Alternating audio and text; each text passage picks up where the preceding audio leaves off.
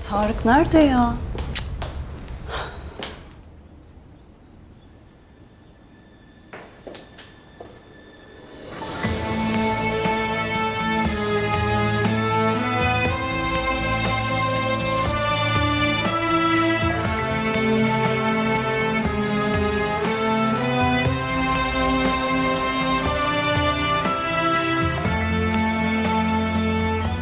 Tarık?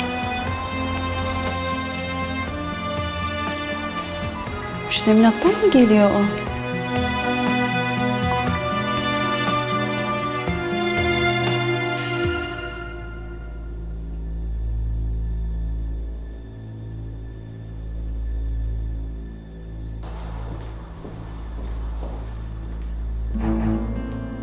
Müştemilatta mıydın sen? Evet. Neden? Ya ne işin vardı orada? Neden mi? Sorun mu şimdi? Kadın biraz önce bayıldı. Görmedin mi halini? E'si gidip bir bakayım dedim. Sana ne? Evde bu kadar çalışan varken hizmetçinin ayağına kadar gidip kontrol etmek sana mı kaldı? Ki bayılması da ayrı bir muamma. Nasıl bir üslup bu ya? Senin derdin ne? Benim derdim falan yok. Sadece neden böyle yaptığını anlam veremiyorum. Yeter Humeyra. Ne yapıp ne yapmayacağımı sana soracak değilim herhalde. Bağırma, duyacaklar. Bağırtma o zaman. Resmen hesap soruyorsun bana. Tarık ne olur. Ne Tarık'ı ya? Ya hayır, seni rahatsız eden şey ne, onu söyler misin bana? Odamıza gidip konuşalım lütfen. Tamam, konuşalım.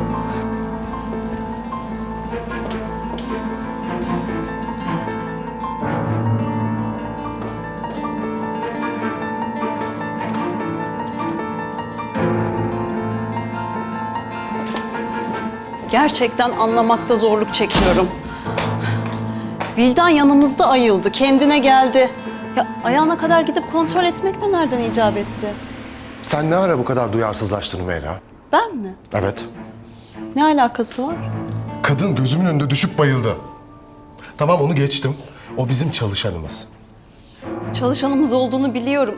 Onun için zaten niye ayağına kadar gidiyorsun diyorum ya. Biraz mantıklı olur musun Humeyra? Bak, burası bizim evimiz. Ama onun iş yeri. Bu iş yerinde ona bir şey olduğu zaman sorumlu biziz. Sorumluluk kelimesi sana biraz uzak gelebilir. Anlamaman normal yani. Kırıcı oluyorsun.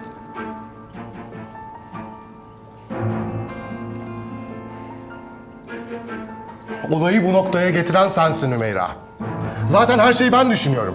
Şirkette ayrı, evde ayrı problemler. Buraya geliyorum, saçma sapan konular hakkında sana açıklama yapmak zorunda kalıyorum. Ben bunaldım Humeyra. Tamam mı? Bıktım artık. Bunaldım.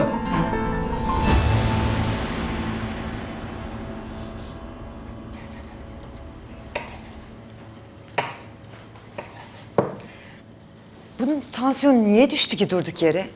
Bir şey mi oldu, canı bir şeye mi sıkıldı?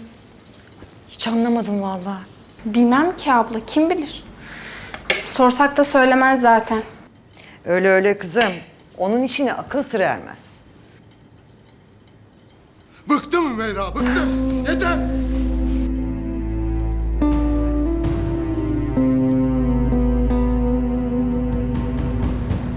Tarık Bey'in sesi değil mi bu? Ben yanlış bir şey mi söyledim Tarık? Niye bağırıyorsun? Kuzum korkma, bir şey yok. Bunaltma beni. Gelme üstüme artık ya. Gelme. Yine girdiler birbirlerine. Vallahi ikisini de tütün tepesinden atmış belli. Sesleri buraya kadar geliyor. Tarik Bey çok kızmış, çok. Niye böyle oldu ki birdenbire acaba? Benim yüzümden mi kızdı yoksa? Niye senin yüzünden bağırıp çağırsınlar kuzum? Ağzın var, dilin yok zaten. Çocuk işte. Korktu durduk yere. Şekerparem, bakma sen onların öyle kıyamet kopardıklarına. İncir çekirdeğini doldurmaz onların dertleri. Korkma, hep böyleler zaten. Böyle kapatıverirsin kulaklarını, tamam mı? Kuzum benim ya. Reyhan kızım, Elif'i de al bahçeye çıkar, hava alsın biraz çocuk. Zaten işleri de kolayladık. Tamam abla. Ben ellerimi yıkayayım o zaman, çıkarırım Elif'i. Biraz sakin olur musun? Hem sana hesap sorduğum falan yok. Sadece neden böyle bir şey yaptığını merak ettim. Niye hemen yanlış anlıyorsun? İşte yapma bunu Humeyra, yapma. En katlanamadığım şey bu. Kavga etmek için bütün zemini hazırlıyorsun. Tamam, çok güzel. Ondan sonra da ben sesimi yükseltmeye başlayınca geri çekilmeye başlıyorsun. Hep bunu yapıyorsun Humeyra. Hiç değişmeyecek misin sen? Ha? Tarık bak, ne olur böyle söyleme. Ya bir kere olsun beni şaşırt, tamam mı? Bir kere olsun beni şaşırt. Yok, seni yanlış anlamışım. Öyle dememiştim galiba. Hep böyle ya. Hep aynı. Hep. Elif'ciğim, havuz tarafına gidelim mi? Belki serçeleri görürüz. Hem istersen havuza ayağımızı da sokarız. Tamam olur. Humeyra bak, bu tavrın beni çıldırtıyor. Böyle davranmak zorunda mısın? Şükür. Nasılsınız bakalım? Sağ olun Macide Hanım. Macide Hanım, isterseniz onları ben alayım, masaya koyayım. Yok kızım, sağ ol. Ben keyif alıyorum. Siz işinize bakın. Bana meşgale oluyor. Siz nasıl isterseniz. Elifciğim.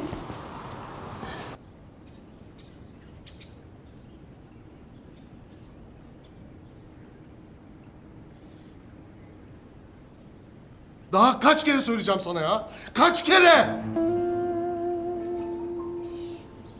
Beni çok yoruyorsun Humeyra. Boğuluyorum artık.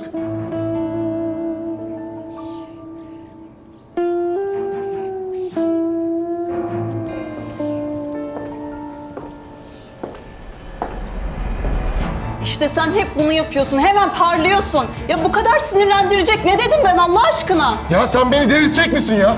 Ha? Söyle bakalım, söyle. Ha? Ben sinirliyim değil mi? Ben hemen öyle parlıyorum değil mi? Ben agresifim. Ben fevriyim. Hadi söyle. Tarık! Ne? Ne? Sen benzini döküp kibrite çakacaksın. Ondan sonra ortalık alevlenince de sorumlusu ben olacağım değil mi? Humeyra, bu yaptığın çok zavallıca. Otur bir, kendini sorgula. Çünkü ben artık sıkıldım.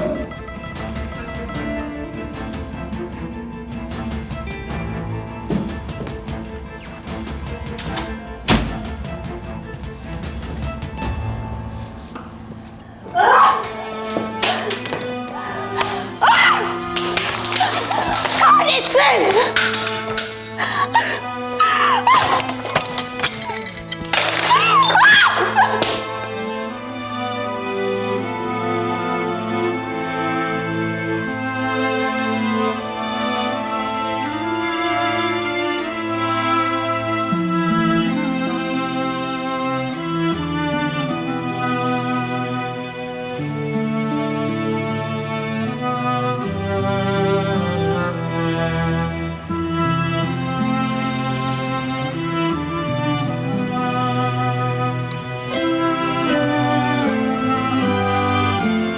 Elifciğim. Mısır püskülüm benim. Olanların seninle hiçbir alakası yok biliyorsun değil mi? Sen ne olur sıkma canını. Senin hiçbir suçun yok ki.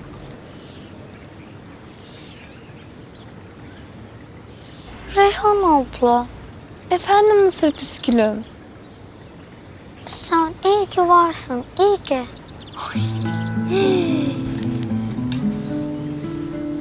Oy benim mısır püskülüm. Güzel kuzum benim. Sen de iyi ki varsın. Sen bana yoldaş, arkadaş, her şey oldun biliyor musun? Bu evde bir tek senin yanında rahatım biliyor musun? Bir tek senin. Bir tek Kerem abi, onun yanına da rahatım. Komiklik yapıp güldürüyor beni.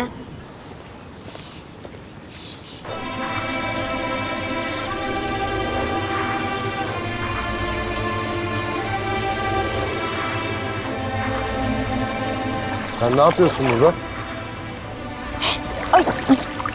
Tarık Bey. Ön bahçede saksı devrilmiş.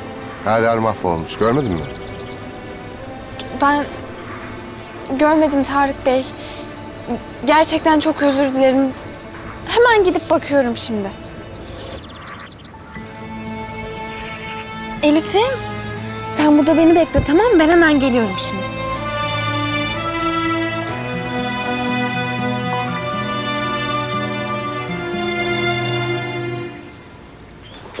Nereye öyle? Hemen kaçmak yok. Gel sen bakalım şöyle gel. Bırak beni, bırak! Yürü. Bırak!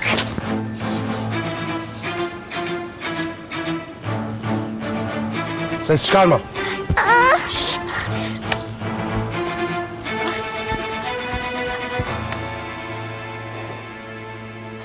Her şeyi eline yüzüne bulaştırdın Humeyra, her şeyi.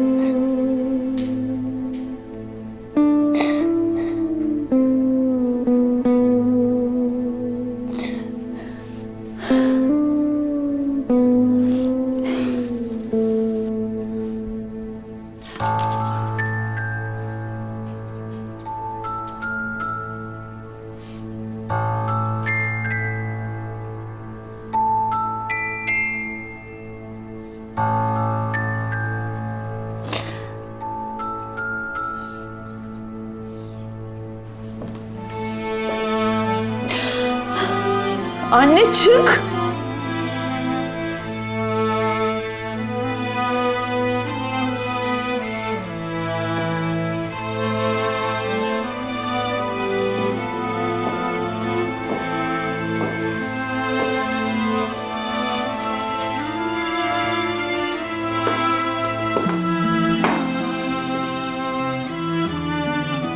Ne oldu eline?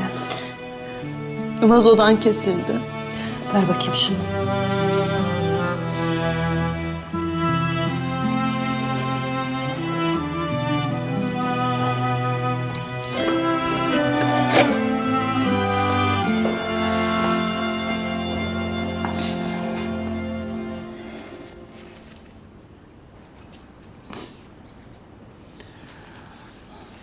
Hadi sil gözyaşlarını. Topla kendini Humeyra. Seni böyle görmeye dayanamıyorum biliyorsun. Ben de her anne gibi evladımın iyi olmasını, mutlu olmasını arzu ediyorum. Nasıl mutlu olacağım anne? Bunun bir yöntemi var mı? Tarık ne desem yanlış anlıyor. Onun kötü olmasını istemiyorum ki ben. Her şeyi onun iyiliği için yapıyorum. Ama o anlamıyor. Yavrum, senin bütün kabahatin burada başlıyor zaten. Bu şekilde kimseyi mesut edemezsin. O gayet iyi Humeyra. Ama üzülen, kahrolan hep sensin. Bak yine ağlıyorsun her zamanki gibi. Yine aynı şeyleri söylemek için geldin değil mi? Tarık'ın beni mutsuz edip durduğunu, ima edip duruyorsun. Ama öyle değil. Bütün bunları yaşıyorsan bunun tek sebebi sensin anne. Neler söylüyorsun Humeyra? Öyle değil mi? Tarık'la arana koyduğun mesafe, senin Tarık'a olan tavrın yüzünden biz bütün bunları yaşıyoruz.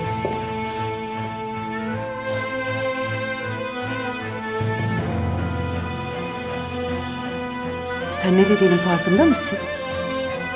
Evet, ben ne dediğimi çok iyi biliyorum. Peki sen ne yaptığının farkında mısın? Senin Tarık'a olan tavrın yüzünden kendini hiçbir zaman buraya ait hissetmedi. Hissettirilmedi. Yani bütün bu başına gelenlerin müsebbibi benim. Öyle mi? Evet, ben bunları yaşıyorsam bunun tek sebebi sensin anne. Sen.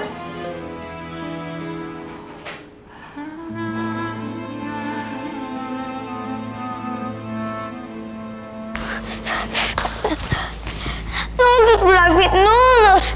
Lütfen. Mızmızlamayı kes.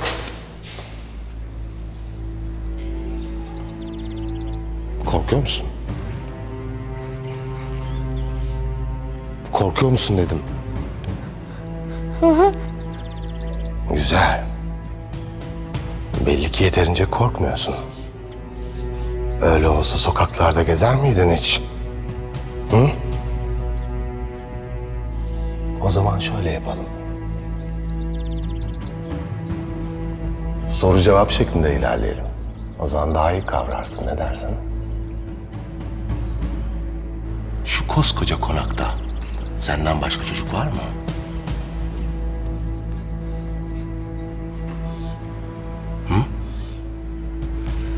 Yok.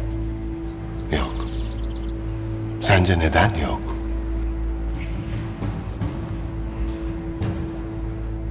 O zaman ben sana söyleyeyim. Aslında vardı. Senden önce bu konakta bir sürü çocuk vardı. Hem de senin yaşlarında. Nereye gittiler? Onlar yaramazlık yaptılar. Benim sözümü dinlemediler. Ben gitmek istiyorum. Lütfen ne olur gideyim. Dur. Gel buraya. Dur şurada. En heyecanlı yerine geldim. Merak etmiyor musun çocuklara ne oldu? Bak sana şöyle anlatayım. Onlar yaramazlık yapınca ben de çevredeki aç kurtları ve köpekleri buraya doldurdum. Çocukları da. Benim lafımdan çıkmamaları gerekirdi. Ben de ne yapayım? Ceza vermek zorundaydım. Köpekler de açtı. Döndüğümde çocuklar yoktu.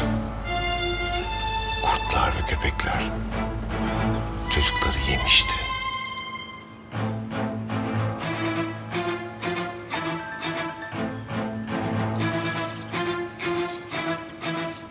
Ama sen akıllı kızsın. Benim ve Vildan'ın lafını dinlersin değil mi? Ha oldu da dinlemedin. Seni bu karışa ben yeniden getiririm. Bu kez kurtlar da burada olur. Üzgün. Ne yapayım? Benim adalet anlayışım da böyle işte.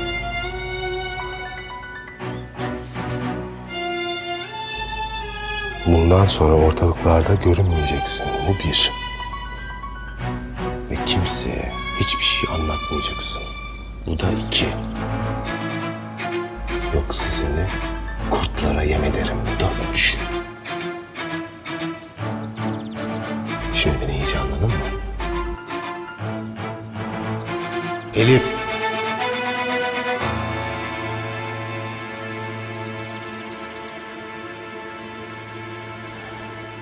Hala aklım almıyor.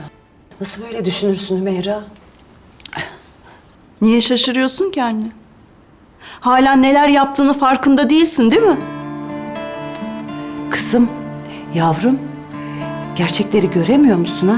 Her şey ortada. Ben o yüzden onaylamadım bu evliliği. İşte bak kendi ağzınla söylüyorsun. Sen Tarık'ı hiçbir zaman onaylamadın. Ve bunu ona sürekli hissettirdin. Böyle bir insanın mutlu olup da sonra beni mutlu etmesini nasıl beklersin? Ha? Yanlış düşünüyorsun Humeyra. Hadi farz edelim ki bütün bu olanların sebebi benim. Peki o zaman neden acını senden alıyor? Ha? İnsan sevdiğini üzer mi? İnsan sevdiğini böyle kırar mı? Tarık beni sevmiyor yani. Bunu mu demek istiyorsun? Ha? Hayır. Lakin... Böyle bir şey nasıl söylersin anne? Tarık beni seviyor. Bana değer veriyor.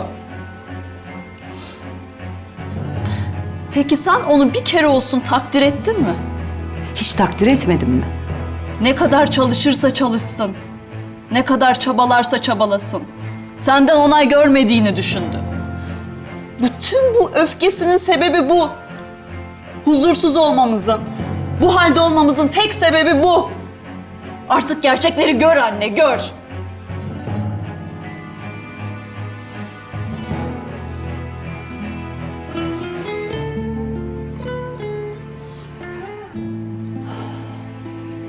Allah ikimizin de yardımcısı olsun Humeyra.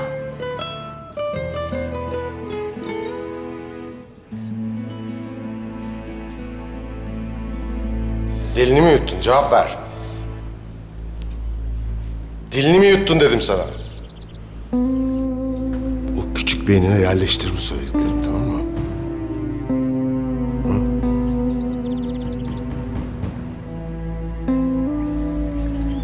Güzel. Nereden geldiğini, kim olduğunu bir kişiye bile anlatırsan olacakları biliyorsun artık. Değil mi? Uslu durursan hiçbir şey olmaz. Ne senin ne de bir başkasının canı yanmaz. Ama dediğimi yapmazsan...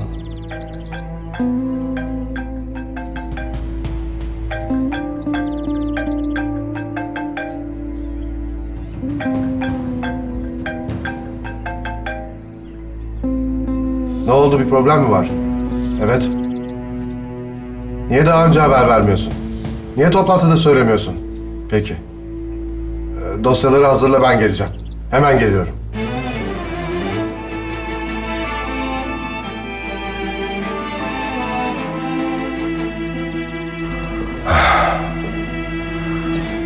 Bu korku sana bir süre yeter.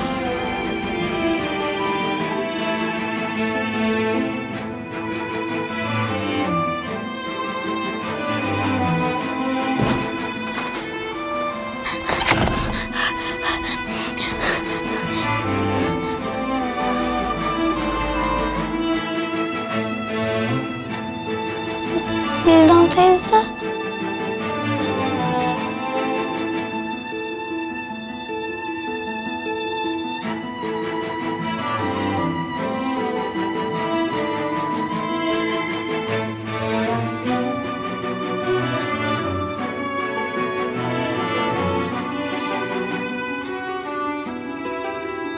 Vildan teyze.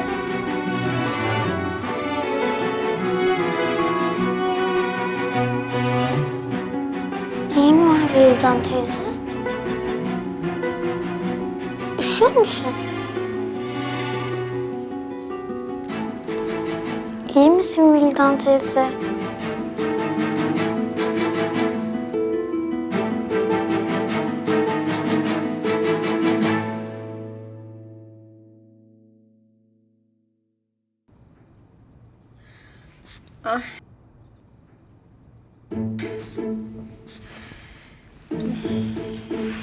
Düşmüş tansiyonunuz Leman teyze. Korkmayın artık. Ay düşer tabii. Allah'tan son anda dil altı hapımı almak aklıma geldi de ondan düştü. Yoksa çok kötüydüm vallahi. Yine çıkar diye korkuyorum, çıkabilir. Yok yok endişelenmeyin Leman teyzeciğim. İyisiniz. Ay nerem iyi ayol? Tansiyonum mu düştü, ben mi düştüm yerlere bilmiyorum. Hala kendime gelemedim. Elim ayağım titriyor bak. Bak. Sen o aletin dediğine bakma. Biraz daha kal yanımda, olur mu kızım? Yani hemen gider gelirim demiştim İbrahim amcaya ama... Ay İbrahim de biraz kendi baksın dükkanına canım. Can veriyorum burada ayol. Ama depodan gelen ilaçları... Yok kızım. Öyle kötüydüm ki bilemez. Ay duvarlar böyle üstüme geliyordu. Öbür tarafa geçiyorum sandım. Dedim işin bitti Leman. Allah'tan aklıma geldi de seni aradım. Sen de hemen geldin. Yine kötüleşirim diye korkuyorum. Biraz daha kal olur mu? Peki Leman teyze. Merak etme ben İbrahim'i arar konuşurum. Ay ne var? Hastanede acilde mi çalışıyor? Altı üstü eczane. Kalfasız çalışsın biraz da. Çay da demlemiştim. Fenalaşmadan önce yani mutfakta birer bardak getir de içelim hadi. Tamam. Benimki açık olsun.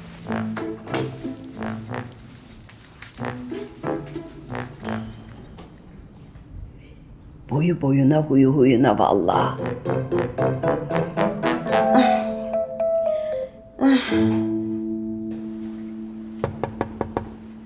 Evet.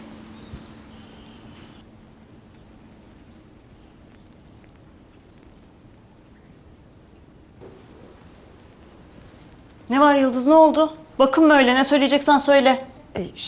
Parla Hanım geldi de onu haber verecektim. Haberim var, çıkıyorum. Sen de toparla buraları.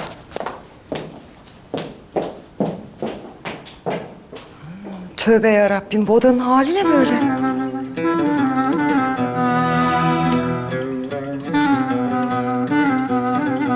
Ya dün akşamki konsere keşke sen de gelseydin. Adamlar yıkılıyordu. Resmen uçurdular tüm mekanı. Dedim ya sana Parla, işim vardı. Ne işin vardı acaba? Sorabilir miyim? Ya hani hem sen bana söz vermiştin, gelecektin. Ben bu daveti sana ne zamandan beri yapıyorum? Bir kere ben söz vermedim Parla. Sadece bakarız dedim. Sonunda işim çıktı. Ne yapalım yani? Ben aslında beni hiç arayıp sormamana bozuldum. Ya ben seni aramasam beni hiç arayıp soracağım bile yok. Abartma ama Parla. Hem daha yeni gelmiş sayılırım. Bir sürü işim var. Motorum kaç aydır yatıyor. Birkaç gündür onun bakımıyla uğraşıyorum zaten. Çok iyi hatırlattın. Onun bakımı bitsin, onunla da gezeceğiz bak. Söz verdin, sakın unutma. Ben de herhalde yemiyorum, içmiyorum. Uçan kuşa söz veriyorum. Ya komik misin acaba sen?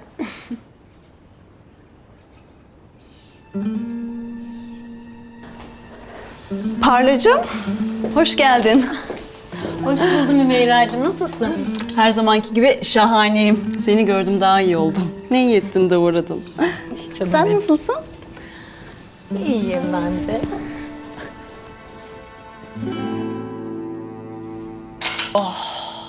Limonlu çay pek iyi geldi vallahi. Daha iyisiniz şimdi değil mi?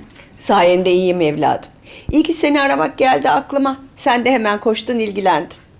Yok canım ben ne yaptım? Aa olur mu öyle? Sen olmasaydın 2.80 uzanmıştım şimdiye ben.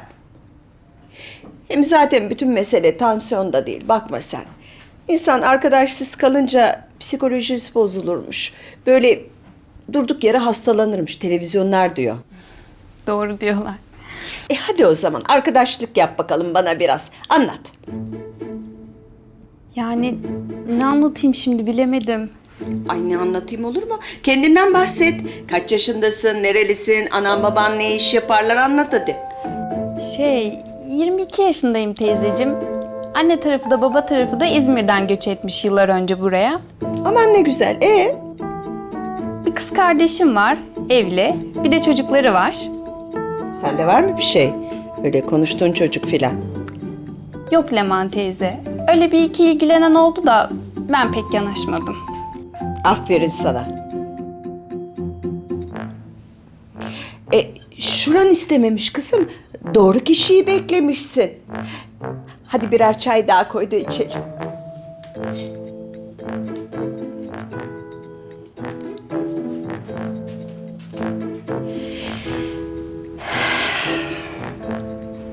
Senin için en doğru kişi benim Şafağım.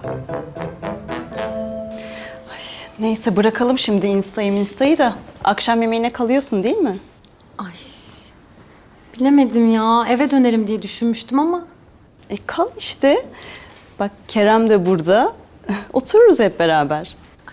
Ne yapsam acaba? Kerem, sen ne dersin? Yani menümüz gayet güzel. İstiyorsan kal, sen bilirsin. Bir menüye mi baksam acaba ona göre? Vallahi Reyhan kendi yöresinden bir şeyler yapacaktı ama Hamsili pilav, hatta tatlı falan.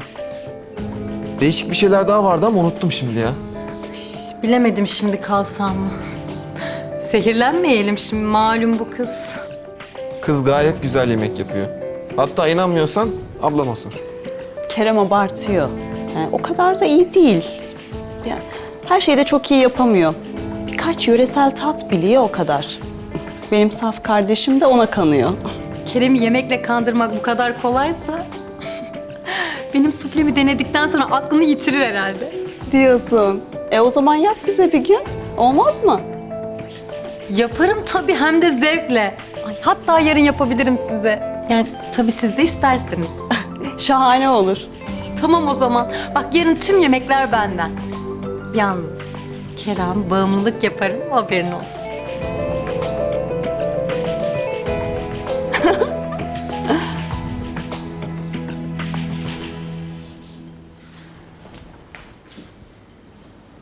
Allah Allah. Nerede bu kız ya?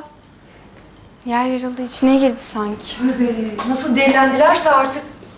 Ha Reyhan kızım, onun için geldim ben aslında. Parla Hanım gelmiş de kahve bekliyorlar. Sen yapıverirsin artık. Tamam abla, ben 2 dakikada yaparım da. Sen götürsen. Reyhan kızım, benim hala burada durmam hata. Tarik Bey benden önce odaya girerse Humeyra Hanım'ın dilinden kurtulamam artık. Tamam. Ha Reyhan kızım, gitmeden üstünü de değiştiriver mi? Öyle servis yap. Biliyorum güzel kızım, bugün izin günün ama zaten herkeslerin heyheyleri üstünde. Bir de sen kıyafet yüzünden laf işitme. Boş yere canını sıkmasınlar. Hem kızım? Tamam abla.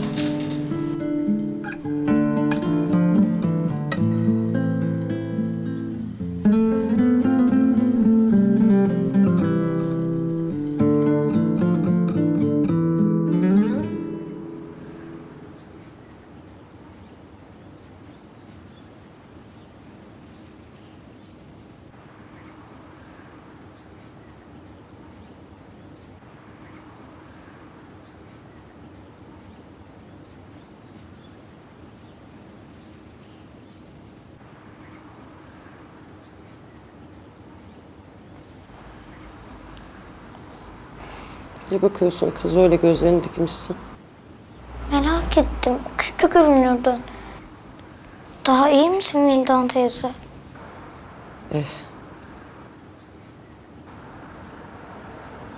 Bir bardak su doldursana bana.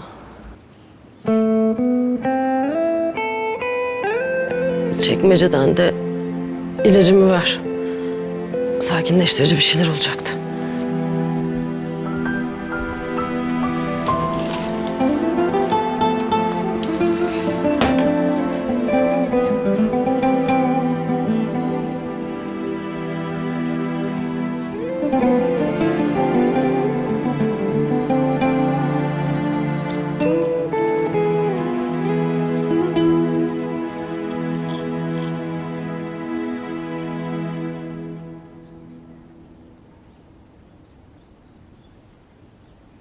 Bu kıyafet çok rahatsız ya. Şimdi giymezsen Parlak Hanım da laf edecek. Ama neyse. Dırdır etme Reyhan. Hadi işinin başına.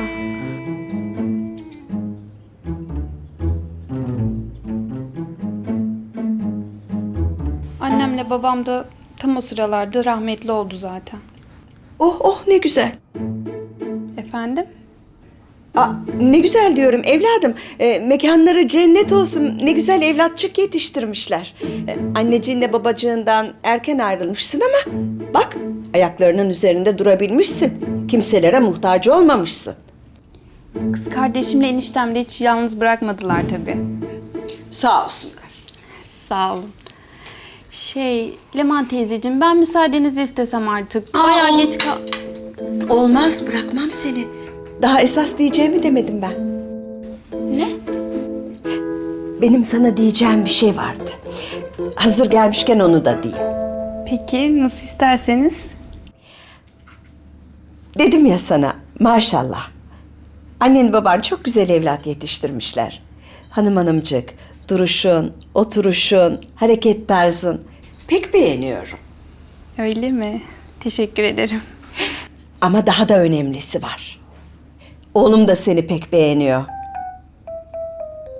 Ya Seninle tanışmak için can atıyor. Yanlış anlama ha, niyeti ciddi. ben... Hatta bana dedi ki, Oya ile evlenmezsem canıma kıyarım dedi.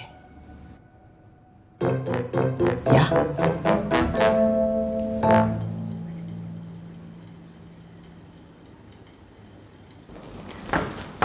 Allah'ım sen bana yardım et. Bir aksilik çıkmasın da şu parlağın diline düşmeyeyim bir daha.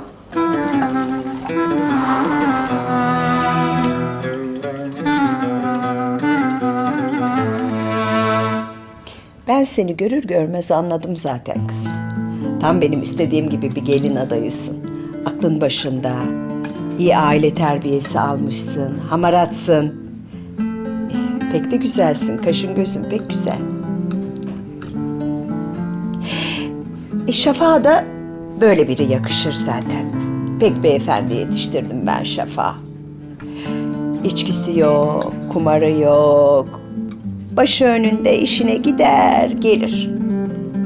Hem evleneceği kızı da el üstünde tutar. Annesini nasıl yaşattıysa karısını da prensesler, kraliçeler gibi yaşatır. Hiç merak etme. Dediğim gibi seni de çok beğeniyor. Ama Şafak Bey hiç belli etmedi böyle bir şey bana. Etmez. Etmez. İşte buradan anla ne kadar efendi olduğunu. Bir kıza yan gözle bakmışlığı yoktur. Anlıyorum Leman teyzeciğim. Biz bunları başka zaman konuşsak mı? Ben işe bayağı geç kaldım. Olmaz vallahi bırakmam. Hem zaten birazdan Şafak da gelir. Tanışmış olursunuz, fena mı? Ah bak, insan lafının üstüne gelirmiş. Şafak, oğlum yukarıdayım. Ama birdenbire böyle şey olmasın. Hiçbir şey olmaz, ben hallederim, merak etme sen. Merhaba anne. Hoş geldiniz. Sen de hoş geldin oğlum. Biz de Oya Hanım kızımla sohbet ediyorduk biraz. Bak.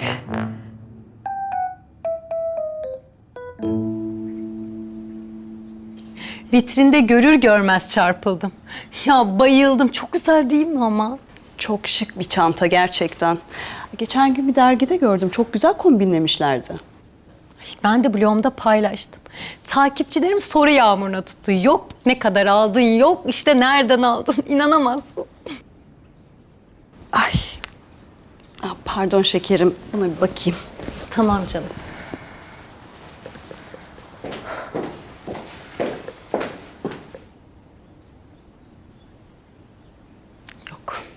Yok bundan bir şey olmaz. Yani ne giydirsen olmaz. Durum o derece vahim yani.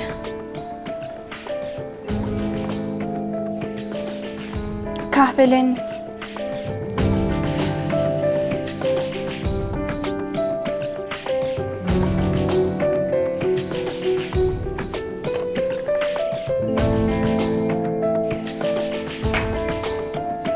Sağ ol. Afiyet olsun.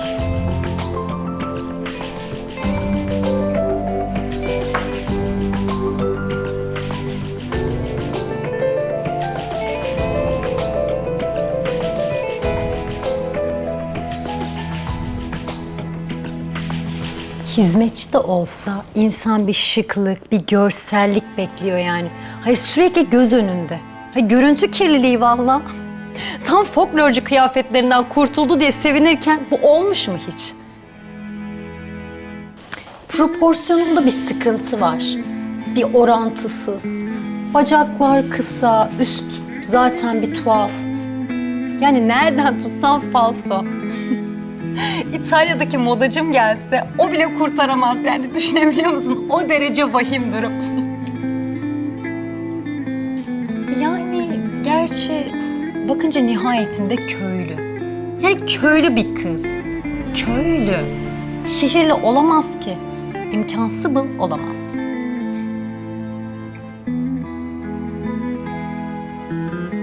Değil mi? Reyhan köylü. Reyhan beceriksiz. Hatta görgüsüz.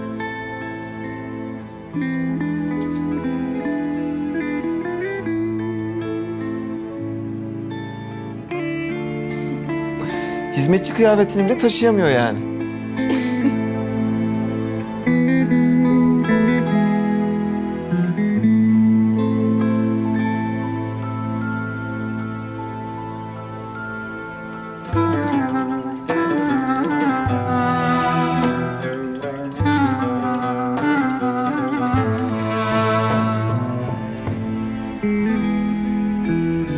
Sonra bir pastayı bile getiremez. Herkese bizi rezil eder değil mi? Ne de olsa bu köylü, şehirli değil. Durumu perfect özetledin yani. Aynen öyle.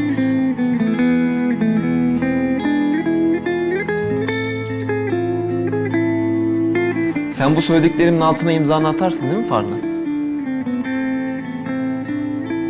İmza atmak mı?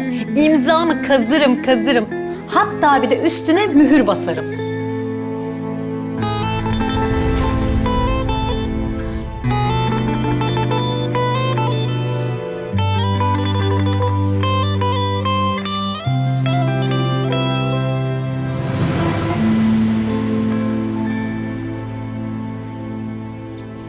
Ama ben atmam Parla.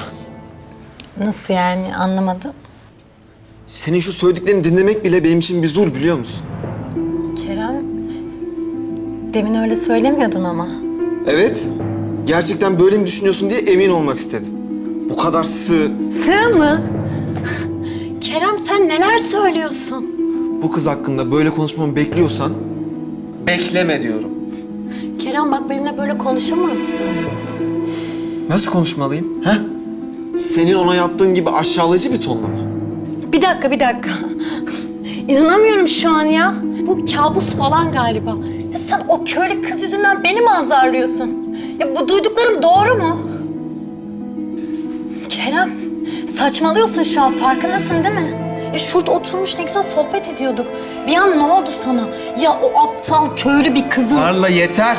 Hayır yetmez. Söylediklerimin hiçbiri yalan değil ki. Hepsi doğru. Hatta az bile. Ya o köylü bir kız ya. Sadece paspalın teki işte. Evet. Onda başkalarında olmayan çok şey var. Ama hiçbiri senin bu saydığın saçma sapan şeyler değil. Anladın mı? Ya sen nasıl bunları...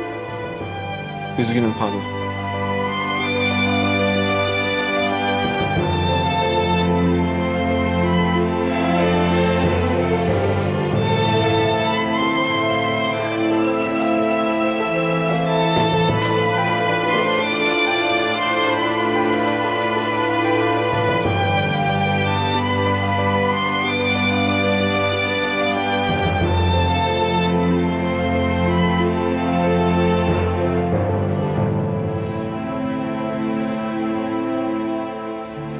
Duvar arasında sıkıştım kaldım.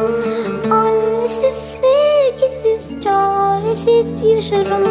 Kara kışlar geçmez mi, bahar hiç gelmez mi? Yoruldum ağlamaktan, nedir günahım? Dört duvar arasında sıkıştım kaldım. Annesiz, sevgisiz, çaresiz yaşarım. Kara kışlar geçmez mi, bahar hiç gelmez mi? Yoruldum ağlamaktan, nedir günah?